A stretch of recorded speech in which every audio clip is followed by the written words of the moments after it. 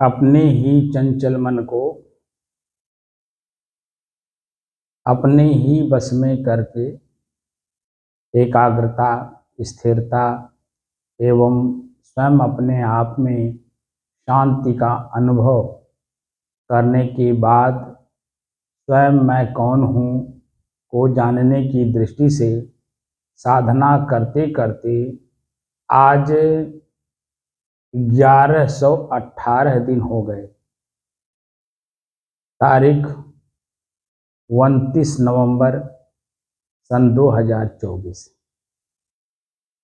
दिन शुक्रवार, प्रातः काल का समय।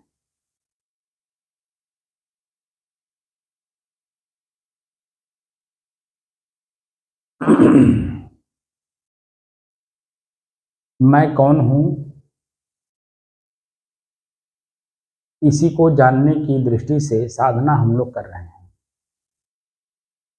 तो ये समझ में आया कि मन मेरा है, मैं मन नहीं हूँ। चंचल कैसे बना? अपने ही शरीर के अंगों के द्वारा या जो हमारे शरीर के पार्ट्स हैं इनके द्वारा किए हुए कर्मों का जो संस्कार है वही मन है। जैसे आंख से देखा हुआ रूप, ये मेरी माता जी का चेहरा है, ये मेरे पिताजी का चेहरा है, मेरे भाई का है, मेरे बहन का है, मेरे बुआ का है, यानी परिवार में जो सदस्य हैं उनका जो चेहरा आंख ने देख लिया और वही मानंदी भीतर बैठा लिया कि ये मेरे हैं। इनके अलावा जो कोई भी चेहरा मेरे सामने पड़ेगा वो मेरे नहीं हैं, वो पराये हैं। तो मेरे और पराये के बीच में मैं उसी में पिसा जा रहा है, क्योंकि ये मानंदियां पारिवारिक हैं, सामाजिक हैं, शरीर तक निहित हैं। ये मुझे अपने तक स्वयं जाने नहीं देते हैं। उसी में हमें उलझाए रहते हैं, क्योंकि ये मानंदियां जैसे ही हम जन्म लेते हैं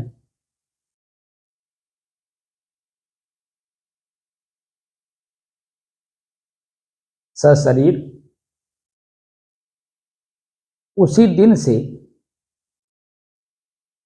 हमारा ये आंख देखता रहता है, कान सुनता रहता है। तो जो दृश्य बार बार पड़ता है आंख के सामने वो मजबूत होता चला जाता है, और जो शब्द सुनता है कान, उससे मन स्थिति बुद्धि स्तर पे खूब मजबूत होती चली जाती है।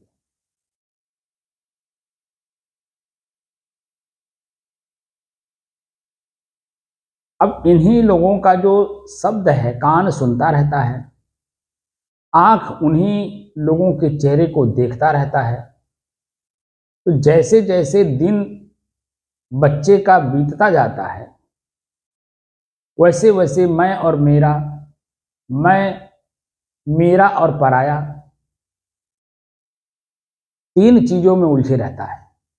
मेरा और मैं, मेरा और पराया।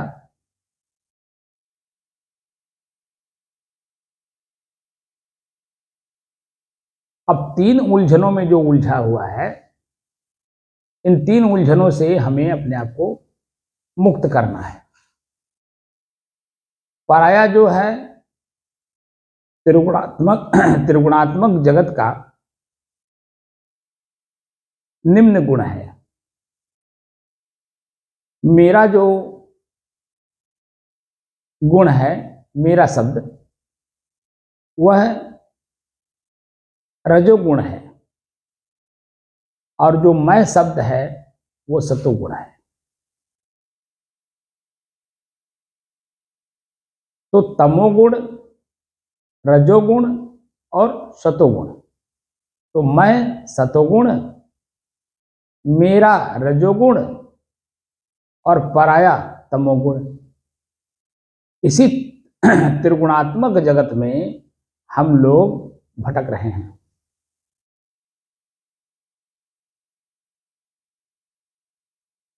तो मैं जो सत्व गुण है उसे तो हम जानते नहीं। शरीर को भले मैं मान करके जो कार्य किया जाता है उसको सत्य गुण हम लोग मान लेते हैं, क्योंकि शरीर मेरा है, ये रजोगुण हो गया, और सतोगुण मान करके हम काम करते हैं। और पराया जो है वो तमोगुण है। उनका है। उनका है किसका है? जिसको आप मान लिए हो कि ये मेरे नहीं है।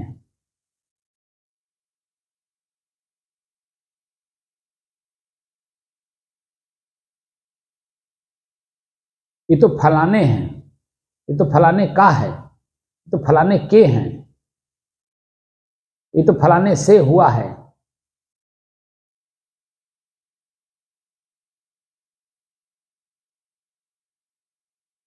तो कान से जो शब्द हम लोग सुनते हैं उस शब्द में तीन तरह के शब्द हम लोग सुनते हैं। एक तमोगुण का शब्द, एक रजोगुण का शब्द, एक सतोगुण का शब्द।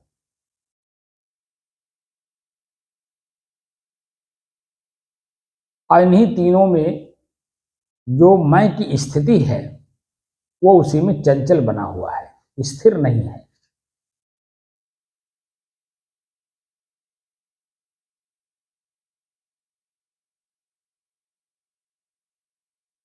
जो मैं शब्द है अपने आप में, जैसे सदूर कबीर ने कहा, रजोगुण ब्रह्मा, तमोगुण शंकर, सतोगुण हरि होई।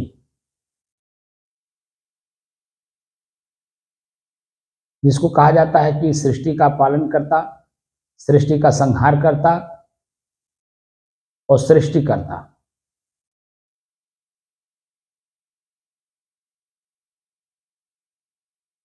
इन तीनों को ब्रह्मा विष्णु महेश माना गया है। तो मेरे ही अपने शरीर में तीनों गुण हैं।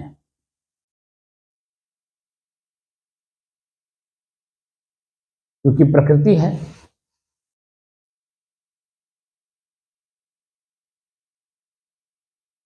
ऋते ज्ञानान न मुक्ति, बिना ऋत के ज्ञान के मुक्ति संभव नहीं है। यानी त्रिगुणात्मक जगत से अपने आप को बचा करके अपने आप के जो स्थिर स्थिति है, ठहरा हुआ स्थिति है, उसमें प्रवेश नहीं कर सकते। क्योंकि ये त्रिगुणात्मक जगत शरीर मैं मान बैठा है।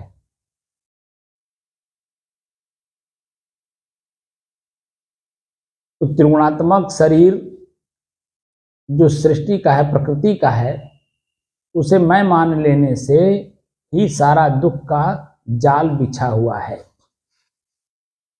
अब इसी त्रिगुणात्मक शरीर से अपने को मुक्त करना है। जिस घर में आप हो, ये आपका शरीर, ये आपके लिए ही बंधन का कारक बना हुआ है, कारण बना हुआ है।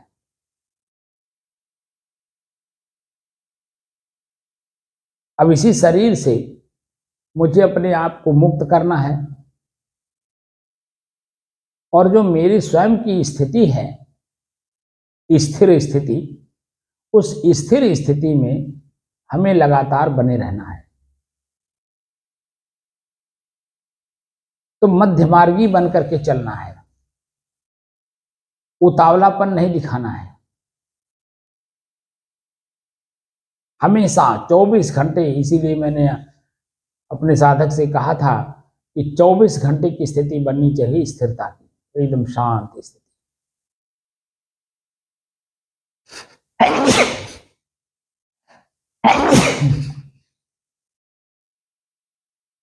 उससे समझ में आता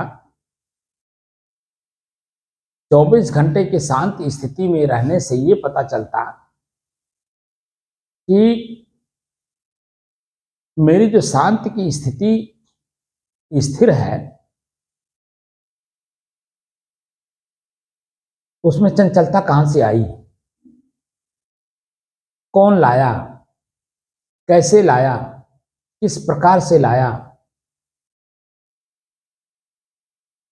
और मेरे शांति की स्थिति जो स्थिर थी वो चंचल कैसे हुई, भंग कैसे हुआ।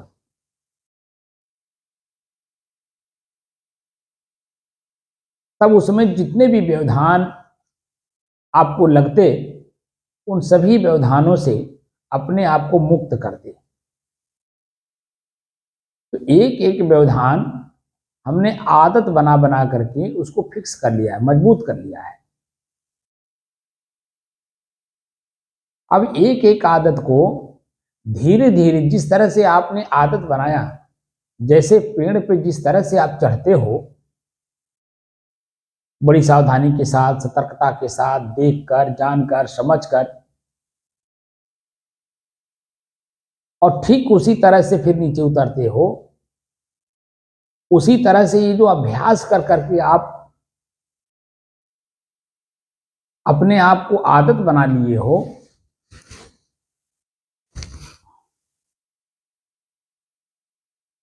ठीक उसी तरह से आपको अपनी आदत को आदत बना करके फिर नीचे उतरना है। तो उसे पहले तो आपने देखा नहीं, जाना नहीं, समझा नहीं, वो तो स्वतः जैसा होता गया वैसा आप मानते गए, वैसा करते गए।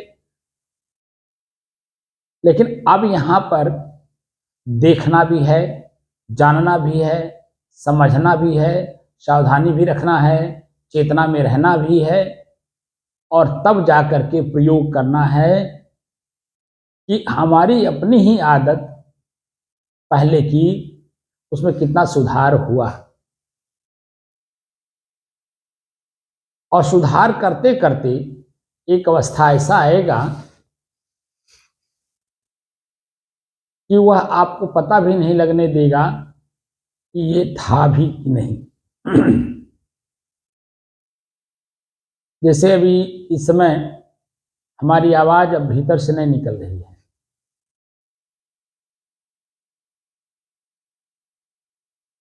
सदगुरु कबीर के वाक्य मुझे याद आ रहे हैं। सदगुरु कबीर कहते हैं, मैं चितवत हूं तो ही को, तू चितवत कछु और, लानत ऐसे चित्त पर एक चित्त दुई ठौर।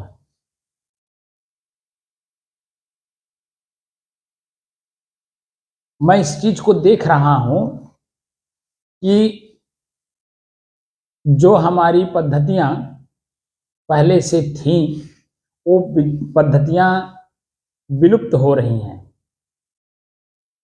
सहज में रह करके जहां भी हो व्यक्ति, जहां जिस भी तरह से हो, जिस अवस्था में, जिस परिस्थिति में हो, वहीं रह करके वह अपने आप को जान सकता है।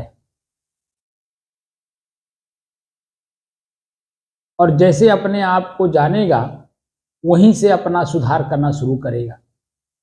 और जैसे ही अपना सुधार करना शुरू किया वैसे ही उसके खान पान, रहन सहन, बोली भाषा, चिंतन मनन, हर चीज में अपने आप सुधार होना शुरू हो जाता है।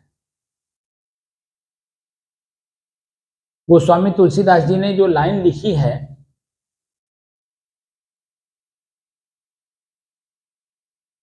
उसमें एक शब्द जो ताड़न शब्द का प्रयोग हुआ है, वो ताड़न शब्द का मतलब होता है प्रशिक्षण। आज जितने भी लोग हमारी आवाज को सुन रहे हैं वो सभी लोग प्रशिक्षित हैं। शिक्षित और प्रशिक्षित, प्र उपसर्ग लगा हुआ है विशेषण के रूप में। शिक्षित ही नहीं, प्रशिक्षित हैं।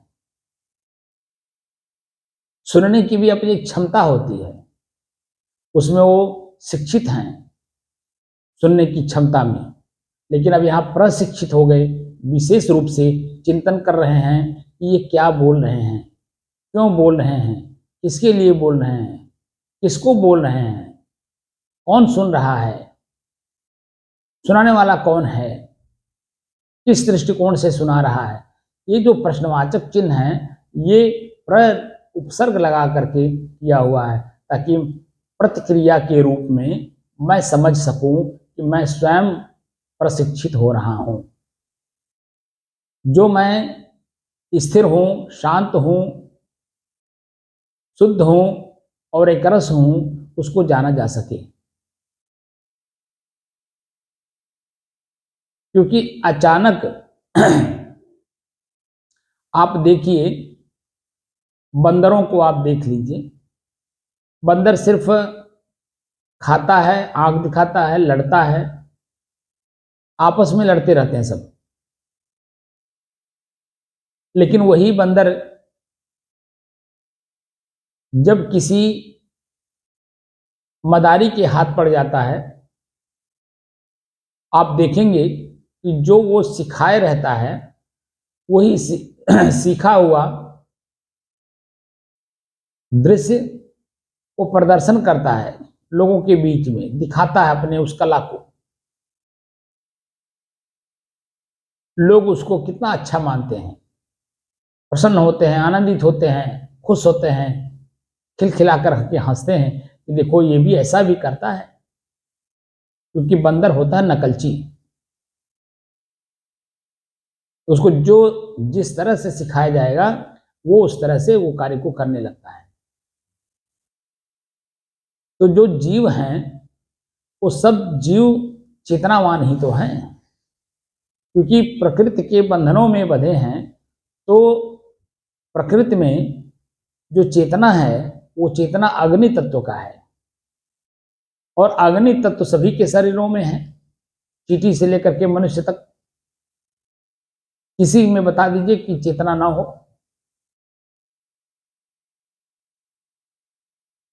तो चेतना का गुण प्रकृति का है, अग्नि तत्व का है। तो अग्नि पंच प्रकृति में सब जगह उपलब्ध है, चाहे वो स्थावर हो, चाहे वो चलते फिरते जीव हो।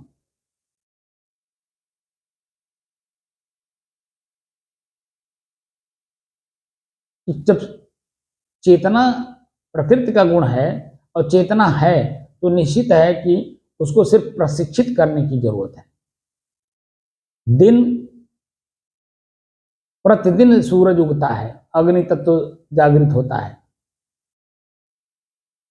आप देखेंगे कि प्रतिदिन के जो क्रियाकलाप हैं उसमें जो प्रशिक्षित किए हुए पौधे हैं उनमें, और जो साधारण अपने आप जो बीजू पौधे हैं उसमें, दोनों में फर्क होता है। जिसको कलम कहते हैं, प्रशिक्षित प्रशिक्षित का मतलब कलम। तो कलम किया हुआ पौधा और एक बीजू पौधे में आप अगर आकलन करेंगे तो कई तरह से उसमें बदलाव आपको दिखता है।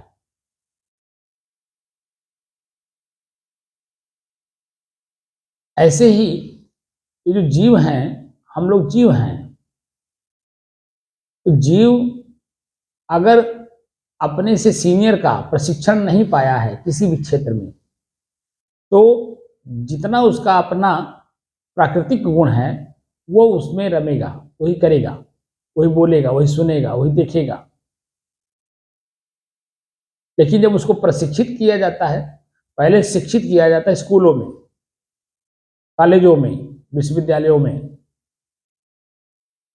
और प्रशिक्षित किया जाता है सीनियर के साथ बैठ करके। जैसे डॉक्टर हैं, एमबीबीएस कर लिए, स्कूल में शिक्षित हो गए, लेकिन प्रशिक्षित होने के लिए सीनियर डॉक्टर के साथ बैठ करके उन्हें प्रैक्टिस करना होता है। जैसे वकील हैं, वकालत उन्होंने पढ़ ली, एलएलबी कर ली, लेकिन सीनियर वकील के साथ बैठ करके 3 साल 5 साल प्रैक्टिस करते हैं, वो प्रशिक्षित हुए।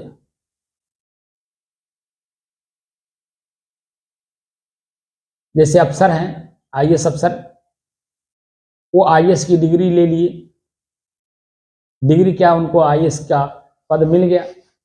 पद मिलने के साथ साथ सीधे उन्हें किसी प्रकार की जिम्मेदारी नहीं दी जाती, उनको प्रशिक्षित किया जाता है,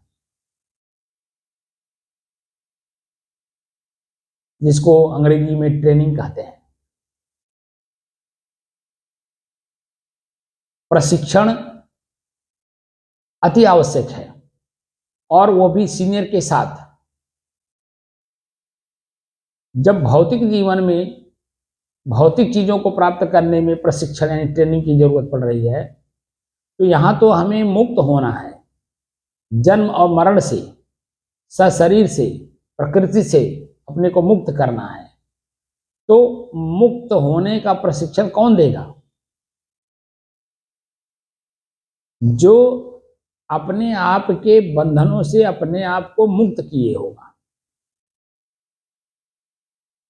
वही प्रशिक्षण दे सकता है। जो अपने ही आप में अपने बंधन से मुक्त नहीं हुआ, वो प्रशिक्षण देगा भी तो क्या देगा? वही देगा ना जिसमें वो रमा हुआ है, वासना में। वासना की चीज ही आपको देगा। इसको कल्पना, कामना, इच्छा कहते हैं। और हमें कल्पना, वासना, इच्छा, कामना से मुक्त होना है। अपने आप में जैसा मैं हूं उसे देखना है, उसे जानना है, और उसी अपने आप में ही मैं जैसा हूं उसी में स्थित होना है, यानी स्थिर होना है।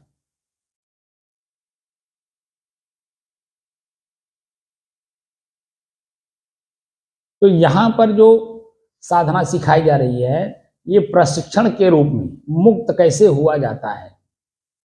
योगस चित्त वृत्त निरोध है। चित्त में जो वृत्त बनी हुई है पहले से, उसकी निराई कैसे करेंगे।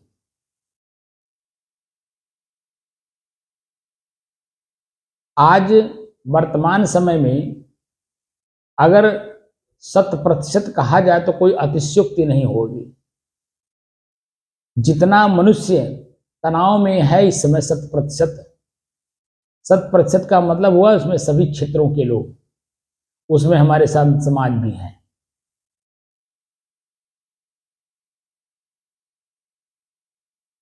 उस 100% के तनाव के जीवन में जो जी रहे हैं, उन्हें कैसे मुक्त किया जाए। तो प्रशिक्षण की जरूरत है। और प्रशिक्षण, ये जो प्रशिक्षण है, ये प्रशिक्षण आप हमारे पूर्व के जो ऋषियों ने समय बताया था, वो है 12 साल। 12 साल में आपको इसका प्रशिक्षण मिलता है। संत के शरण में 12 साल शिक्षित हुआ जाता है। 5 साल से लेकर 25 साल तक, इसको ब्रह्मचर्य कहते हैं। तो ब्रह्मचर्य के समय में दो चीजें होता था। एक तो ब्रह्मचर्य पालन होता था सशरीर, दूसरे गुरुकुल में शिक्षा प्राप्त करते थे, सीखते थे कि जीवन को किस तरह से जिया जाए। तो सबका अपना अपना एक लक्ष्य बनवाते थे, और लक्ष्य पे काम लोगों को करवाते थे, तो उनको शिक्षण दिया जाता था। और जब वो पढ़ करके गुरुकुल से बाहर निकलते थे, तब उन्हें, जिनको संत बनना होता था, उनके लिए फिर वहां से 12 साल प्रशिक्षण के रूप में उन्हें रखा जाता था। गुरुकुल में सिर्फ शास्त्रों का, वेदों का, उपनिषदों का या अन्य चीजों का उन्होंने, वो लोग दर्शन करते थे। दर्शन मतलब पढ़ाई करते थे, शिक्षण प्राप्त करते थे। और शिक्षण, सबका अपना अपना लक्ष्य होता था, अपने अपने लक्ष्य पे लोग काम करते थे।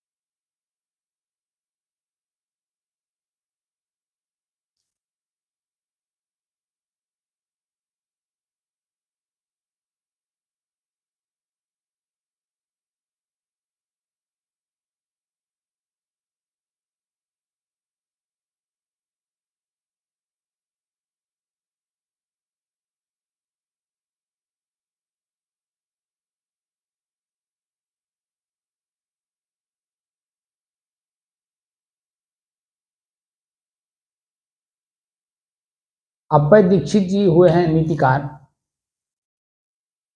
उन्होंने लिखा है, क्योंकि वो भी अपने आप में अपने समय के बहुत बड़े नीतिज्ञ हुए हैं, तो उन्होंने लिखा है, नीतिज्ञ नियतिज्ञ वेदज्ञ अप्यभवंत शास्त्रज्ञा है,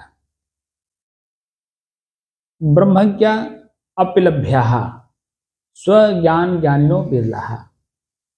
कह रहे हैं कि नीति शास्त्र के पंडित, ज्योतिषी, चतुर्वेदी, शास्त्री और ब्रह्मज्ञानी भी बहुत मिलते हैं, परंतु अपने अज्ञान को समझने वाले बिरले ही मिलते हैं। ये अप्पय दीक्षित जी कह रहे हैं। तो यहाँ जो हम प्रशिक्षण दे रहे हैं आप लोगों को, ये शिक्षण नहीं प्रशिक्षण दे रहे हैं, उपसर्ग लगा रहे हैं कि मैं कौन हूं। तो मैं कौन हूं को जानने की दृष्टि से जो हम लोग साधना कर रहे हैं, ये प्रशिक्षण के रूप में, जैसे कान से जो शब्द सुनते हैं, तो शब्द कान और मैं तीन हो गए। तो शब्द कैसा है? कान में मैल तो नहीं है, या सुनने की क्षमता तो नहीं खत्म हो गई है। जैसे 40 साल के ऊपर जब उम्र बढ़ता है तो लोग देखिएगा कि कम सुनने लगते हैं, और जब कम सुनेंगे तो निश्चित है जो शब्द है वो शब्द उनके कान में जाएगा तो, लेकिन वो शब्द उन्हें भ्रमित कर देता है। बोलने वाला कुछ बोलता है और सुनने वाला वो कुछ सुनने लगता है, तो मतभेद हो जाता है। तो बोलने वाला व्यक्ति ये समझता है कि ये चलो नहीं सुन पाए, लेकिन सुनने वाला वो जो सुना वो उसको ही मानता है यही बोले हैं ये। तो दोनों में भ्रम बना रहता है। लेकिन जब सुनने की क्षमता अपने आप में बलवती हो तो देखेंगे कि कहने वाला व्यक्ति सुनने वाले को जब पूरी बात अपना सुना देता है तो दोनों में कोई मतभेद नहीं होता है, तो दोनों एक हो जाते हैं। अपनी कहे मेरी सुने और सुन मल एक हो। लेकिन जब शब्द सुना तो गया, लेकिन जो मैं कहने वाला शब्द है, जैसे कान शब्द और मैं, तो मैं जो कान के पीछे है शब्द को सुनने वाला, वो भ्रमित हो जाता है, अर्थ का अनर्थ कर देता है। और जब अर्थ का अनर्थ करता है तब वहीं पर सामाजिक, शारीरिक, पारिवारिक, प्राकृतिक हर तरह से विरोधाभासी कार्य होने लगते हैं, अनुकूल कार्य नहीं होते जहाँ दोनों एक हो सके।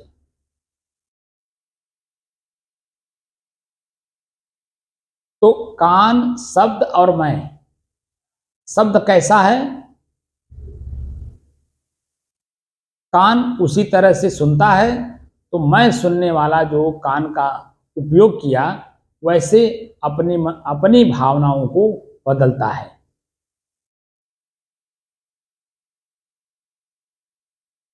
ये क्या बोले, क्यों बोले, किस लिए बोले, तो तीन चीजों का ज्ञान वहां होता है। तो अभी इसमें और भी चीजें देखने की है, क्योंकि उसमें मन, चित्त, बुद्धि और अहंकार भी है, चतुष्ट अंतःकरण। अभी तो कान का शब्द है विषय, कान का विषय है शब्द, या कान का भोजन है शब्द। सुनने वाला मैं, वो सुनने वाला मैं स्वयं सुन रहा हूं या मेरा मन सुन रहा है, उस पर भी बाद में चर्चा करेंगे।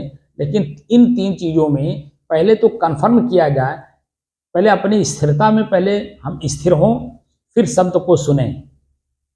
और शब्द को सुनते समय इस बात का ध्यान रखें कि मैं शब्द को सुन रहा हूं।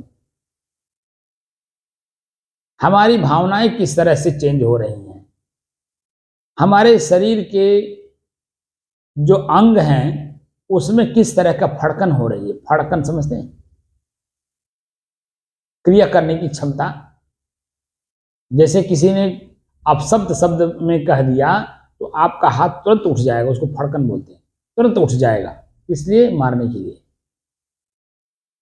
आंख ने कोई अपने पारिवारिक या अपने नात बांध किसी का भी रूप को जब देखता है तो हाथ दौड़ता है पानी पिलाने के लिए, हाथ दौड़ता है कुर्सी रखने के लिए, पैर चलने लगता है, मन इतना गदगद हो जाता है कि अपने सारे अंगों को उनकी सेवा में लगा देता है। लेकिन जहां विरोधाभासी चेहरे को देखता है या विरोधाभासी शब्द को सुनता है, वहां देखिए अंदर से क्रोध उत्पन्न होता है, गुस्सा जागता है, और वही हाथ और पैर उल्टे विपरीत दिशा में चलने लगते हैं। हाथ डंडा उठाने लगेगा, पैर दौड़ने लगेगा, उस हाथ को चलाने के लिए, प्रेरित करने के लिए, मुंह से कुछ आप शब्द निकलेंगे, आंख देखने लगेगा, वो विपरीत दिशा लेके जाने लगता है, और उसी में हम लोग भ्रमित होते हैं। अब भ्रमित होकर के ऐसे कार्य हमारे हाथ से, हमारे पैर से, हमारे आंख से, कान से हो जाता है जो हमें नहीं करना चाहिए था। बाद में जब उसका परिणाम आने लगता है तो अपने ही भीतर आत्मग्लानि होती है, अपने आप पर ही घृणा होने लगता है कि मैंने क्या कर दिया, क्यों कर दिया, इतना जोश मेरे में कहाँ से आ गया, कैसे आ गया जोश, कोई दैवी शक्ति है क्या, अचानक आ गई और हमसे काम करवा दी। ऐसे बहुत सारे लोग ऐसे भी बोलते हैं कि दो कोई दैवी शक्ति है जो आकर के मेरे शरीर में घुस जाती है और मुझसे काम करा देती है।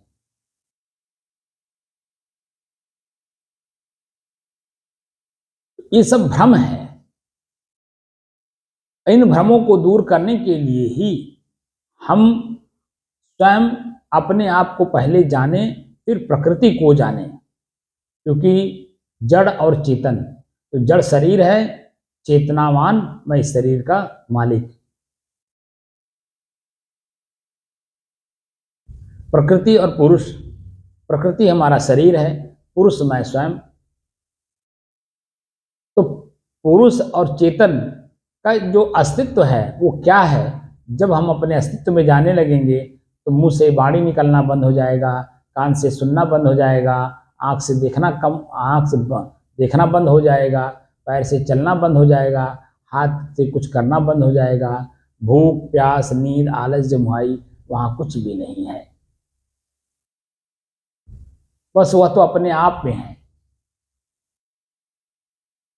जैसे शुद्ध दूध एक बूंद गिराइए तो जहां गिरेगा वहीं वो वैसे ही पड़ा रहेगा जब तक उसको कपड़े से पोंछा ना जाए या उसके ऊपर कोई दूसरा तत्व ना पड़े।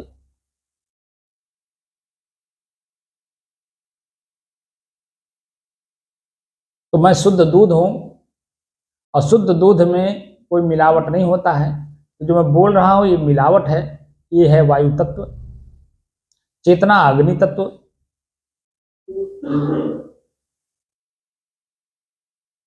तो मेरे में मिल गए हैं, मिल करके मुझसे ये सब बातें कहवा रहे हैं। और जब मैं अपने आप में आ जाऊंगा, अब देखिए मैं अपने आप में जा रहा हूं तो मेरे मुंह से आवाज नहीं निकलेगा, और जो मेरे नाक से आवाज निकलेगा वो प्राकृतिक होगा। वहां मैं इस आवाज को भी नहीं सुनूंगा। मेरा ही कान, मेरा ही नाक की दूरी, मेरे कान और नाक की दूरी आपसी मात्र 10 अंगुल की है,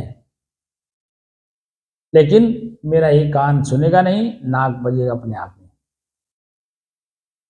और इस घटना को मैंने आप लोगों को दिखा भी दिया है।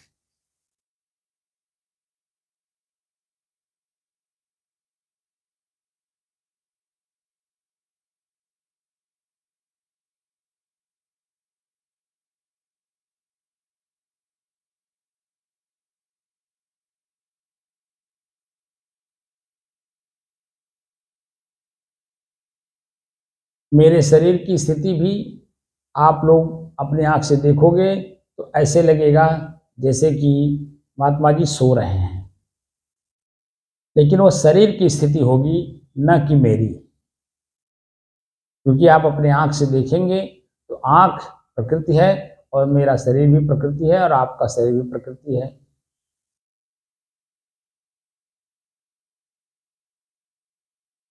जब उस दशा को आप भी प्राप्त करेंगे तो आपका अपनी आंख न देखेगा, कान सुनेगा नहीं और नाक बजेगा अपने आप में, लेकिन आपका मस्तिष्क उसमें अपने शरीर के किसी भी अंग का कोई भी ख्याल नहीं रखता है, यानी एकदम अपनी शुद्धता में लीन हो जाता है।